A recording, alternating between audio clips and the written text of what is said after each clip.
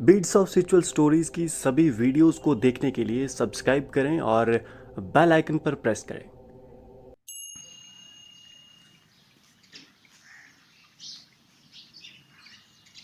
नमस्कार, beats of spiritual stories में आप सभी का स्वागत है। मैं हूं विक्रम सिंह ठाकुर और आज हम श्रीमद् भागवत गीता के अध्याय 3 के श्लोक 8 से 11 तक को आपके सामने प्रस्तुत करेंगे।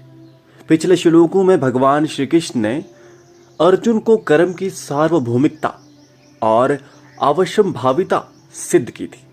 उन्होंने बताया कि कर्म ना करना तो कोई विकल्प ही नहीं है। कर्म किए बिना तो कोई जीवित ही नहीं रह सकता। यहां तक कि शरीर का भरण पोषण करने के लिए भी कर्म करना ही पड़ता है। अब आज अध्याय 3 के श्लोक 8 में भगवान श्री कृष्ण क्या कहते हैं, आइए जानते हैं।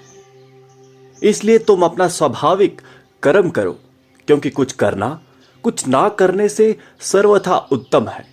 बिना कर्म किए तो शरीर का निर्वाह भरण पोषण भी संभव नहीं है। अध्याय 3 के श्लोक 9 में भगवान श्री कृष्ण कहते हैं, इस संसार में यज्ञ के लिए किए गए कर्म के अतिरिक्त सभी अन्य कर्म मनुष्यों को कर्म के फल से बांधते हैं। इसलिए हे कुंती पुत्र, फल की आसक्ति का त्याग करके यज्ञ के निमित्त भगवान विष्णु को समर्पित कर्म करो। इस श्लोक से कर्म योग के एक अति महत्वपूर्ण रहस्य और सिद्धांत का प्रारंभ होता है। भगवान ने इसके पहले श्लोकों में अर्जुन को कर्म की आवश्यकता का वर्णन किया, लेकिन इस श्लोक में भगवान कर्म के रहस्य को बताते हैं। भगवान ने यह स्पष्ट किया कि कोई भी कर्म फल से जुड़ा होता है और करने वाला स्वयं ही उस कर्म के फल का भागी हो जाता है। और जब मनुष्य कर्म के फल से बन जाता है तो फिर उसे पुनः शरीर धारण करना ही पड़ता है।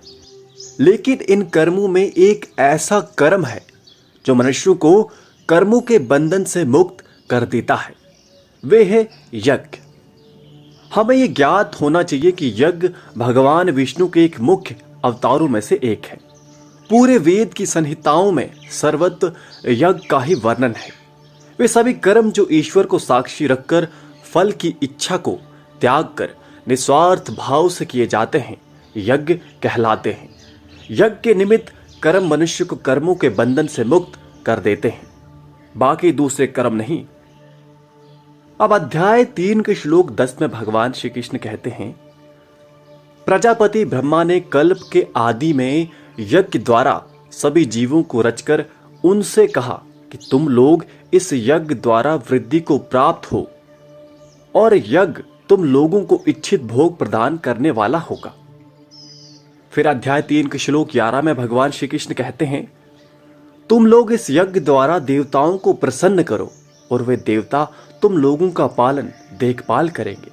इस प्रकार निस्वार्थ भाव से एक दूसरे में सामंजस्य रखते हुए तुम देवता और मनुष्य परम कल्याण को प्राप्त हो जाओगे। श्लोक 10 और 11 में भगवान यज्ञ की महत्वता का वर्णन कर रहे हैं। यज्ञ कर्म की प्रक्रिया का मूल है। इस सृष्टि का निर्माण भी यज्ञ की प्रक्रिया के द्वारा ही हुआ है। सृष्टि के आरंभ में श्री ब्रह्मा ने यज्ञ के द्वारा ही विभिन्न जीवों की रचना की। इन दो श्लोकों से एक बहुत बड़े प्रश्न का भी उत्तर मिलता है। कई हिंदू विरोधी द्वारा कहीं भगवान जैसे शब्द का प्रयोग करके हिंदू धर्म को नीचा दिखाने का प्रयास किया जाता है। इस श्लोक में भगवान ने यह बताया कि देवता और मनुष्य विभिन्न स्तर के प्राणी हैं। देवता हमारे अभिभावक के समान है जो हमारे भौतिक इच्छाओं की पूर्ति करते हैं और हम मनुष्य उनकी साधना करके उन्हें प्रसन्न करते हैं। तो मित्रों, श्लोक 11 से आगे के श्लोकों को सुनने के लिए हमारे चैनल को सब्सक्राइब जरूर करें। धन्यवाद। जय श्री कृष्ण।